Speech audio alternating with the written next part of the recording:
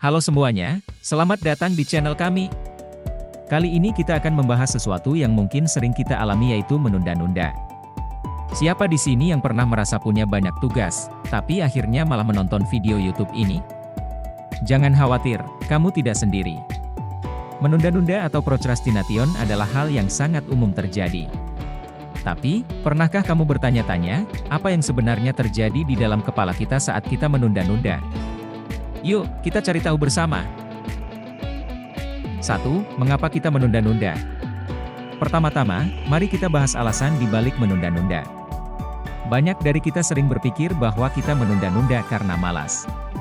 Namun, penelitian menunjukkan bahwa alasan sebenarnya lebih kompleks. Ketika kita menunda-nunda, itu seringkali terkait dengan perasaan cemas atau takut gagal. Otak kita mencoba menghindari perasaan tidak nyaman dengan mencari distraksi yang lebih menyenangkan, seperti media sosial atau video lucu. Jadi, sebenarnya kita menunda. 2. Bagaimana otak kita bekerja saat menunda-nunda? Mari kita lihat apa yang terjadi di otak kita saat kita memilih untuk menunda tugas penting. Ini sangat menarik. Otak kita terdiri dari beberapa bagian yang berbeda, dan ketika kita menunda-nunda, bagian otak yang disebut sistem limbik seringkali lebih dominan. Sistem limbik bertanggung jawab untuk respon emosional kita dan mencari kepuasan instan. Sementara itu, bagian otak yang bertanggung jawab untuk perencanaan dan pengambilan.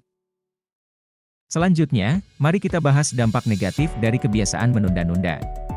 Kamu mungkin berpikir bahwa menunda-nunda hanya membuat kita kehilangan waktu, tapi sebenarnya lebih dari itu, menunda-nunda dapat menyebabkan stres yang berkepanjangan, perasaan bersalah, dan bahkan masalah kesehatan mental seperti kecemasan dan depresi. Selain itu, kebiasaan menunda-nunda juga bisa merusak produktivitas dan kualitas kerja kita, yang akhirnya bisa berdampak buruk pada karir dan kehidupan pribadi kita. 4. Cara mengatasi kebiasaan menunda-nunda. Akhirnya, kita sampai pada bagian yang paling penting, bagaimana cara mengatasi kebiasaan menunda-nunda. Ada beberapa strategi yang bisa kamu coba. 1. Pecah tugas menjadi bagian kecil. Tugas yang besar bisa terasa menakutkan, jadi pecah menjadi tugas-tugas kecil yang lebih mudah dikelola. 2. Gunakan teknik Pomodoro, kerja selama 25 menit, lalu istirahat 5 menit. Ulangi siklus ini untuk menjaga fokus dan produktivitas. 3. Identifikasi alasan menunda-nunda.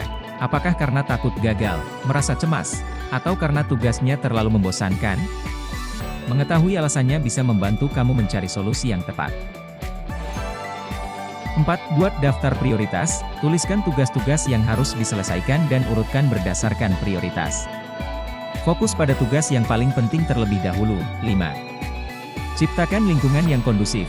Kurangi distraksi di sekitar kamu, seperti mematikan notifikasi ponsel atau bekerja di tempat yang tenang. Itulah tadi beberapa hal yang terjadi di dalam kepala kita saat kita menunda-nunda dan beberapa strategi untuk mengatasinya. Semoga informasi ini bermanfaat dan bisa membantu kamu menjadi lebih produktif. Jangan lupa untuk like, komen, dan subscribe untuk konten menarik lainnya. Sampai jumpa di video berikutnya.